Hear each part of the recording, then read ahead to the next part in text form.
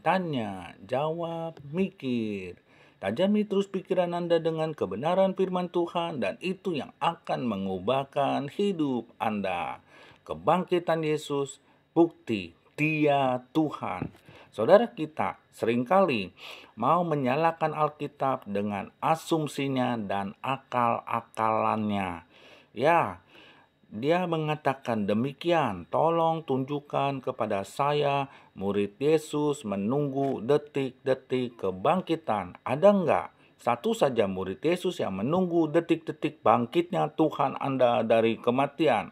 Dan dia bahas Roma 14 ayat 9. Sebab untuk itulah Kristus telah mati dan hidup kembali supaya ia menjadi Tuhan baik atas orang-orang mati maupun atas orang-orang hidup. Asumsinya mengatakan Yesus mati dan bangkit hidup kembali supaya menjadi Tuhan. Itu tidaklah benar. Cerdaslah dalam beriman dan temukan kebenarannya. Yang pertama, Tuhan tidak menyuruh murid-muridnya untuk menunggu kebangkitan Yesus. Ini yang Tuhan suruh tunggu, supaya mereka diperlengkapi dengan kuasa dari tempat yang tertinggi. Lukas 24 ayat 29. Dan aku akan mengirim kepadamu apa yang dijanjikan Bapakku, tetapi kamu harus tinggal di dalam kota ini sampai kamu diperlengkapi dengan kekuasaan dari tempat tinggi. Kisah Para Rasul 1 ayat yang keempat. Pada suatu hari ketika ia makan bersama-sama dengan mereka, ia melarang mereka meninggalkan Yerusalem dan menyuruh mereka tinggal di situ menantikan janji Bapa. Yang demikian katanya telah kamu dengar daripadaku. Yang kedua, salah satu nama Tuhan adalah kebangkitan. Sama seperti yang Yesus katakan di dalam Yohanes 11 ayat 25. Jawab Yesus, akulah kebangkitan dan hidup. Barang siapa percaya kepadaku, ia akan hidup walaupun ia sudah mati.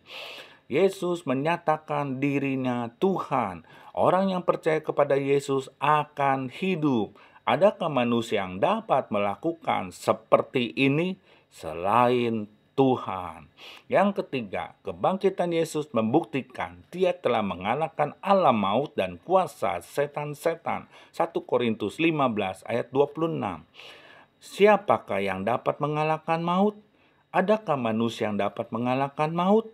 Tidak ada, hanya Tuhan yang dapat melakukannya. Tuhan dapat mengalahkan setan-setan. Yang keempat, Roma 14 ayat 9, ini yang dia bahas. Sebab untuk itulah Kristus telah mati dan hidup kembali supaya ia menjadi Tuhan baik atas orang-orang mati maupun atas orang-orang hidup.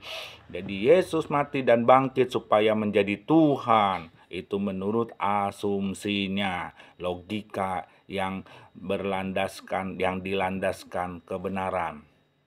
Tidak ada dasar kebenaran. Ya, jika ingin tahu kebenaran, janganlah terpaku atau melamun di satu ayat saja. Semua yang tertulis di dalam firman Tuhan saling melengkapi kebenarannya.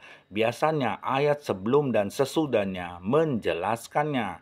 Roma 6 ayat 9. Karena kita tahu bahwa Kristus sesudah ia bangkit dari antara orang mati, tidak mati lagi. Maut tidak berkuasa lagi atas dia. Ada orang yang mati, bangkit, dan hidup kembali.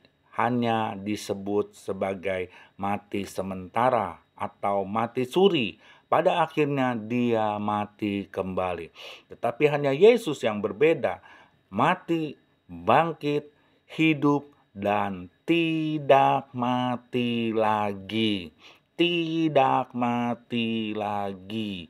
Tidak mati lagi. Diulang biar nangkap dan masuk di hati kebenaran dari Tuhan.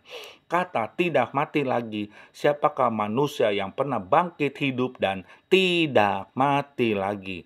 Tidak ada, bukan? Yesus juga berjanji akan datang kembali. Bukti dia hidup. Ya, Bukti itu adalah Tuhan yang kekal. Jadi tidaklah salah, melalui kebangkitan Yesus, Tuhan menunjukkan, menyatakan dirinya, Yesus Kristus adalah Tuhan.